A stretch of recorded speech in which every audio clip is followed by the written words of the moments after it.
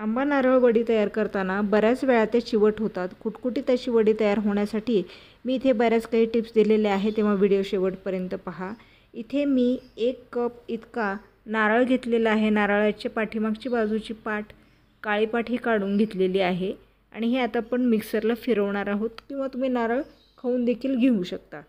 1 cup मी इथे आंब्याचा pulp घेतलेला आहे. जितका नारळ आणि आंब्याचा पल्प आहे तेवढ्याच प्रमाणामध्ये आपल्याला यामध्ये साखर घालायची आहे. साधारण यामध्ये 2 वाटी इतकी आपण साखर घातलेली आहे आणि सतत तळापासून हलवत हे आंबा नारळाचं मिश्रण आपल्याला हलवून घ्यायचं आहे. उकळी आल्यानंतर या पद्धतीने हे मिश्रण अंगावर देखील उडण्याची शक्यता आहे, त्यामुळे मिश्रण हलवण्याची प्रक्रिया ही झाली पाहिजे.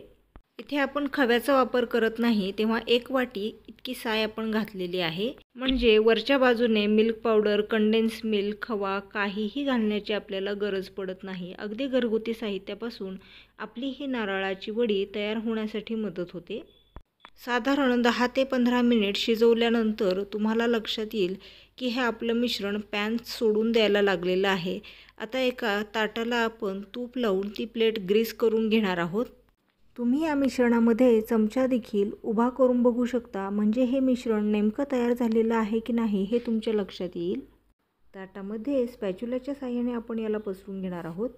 तुम्ही एखादी प्लेट ग्रीस करून मिश्रण पसरवण्यासाठी वापरू शकता आणि वड्या गरम असताना चाकूच्या साहाय्याने आपल्याला त्याला कट करून घ्यायचं आहे, कारण एकदा मिश्रण थंड झालं की त्याची वडी पडायला सुरुवात होते.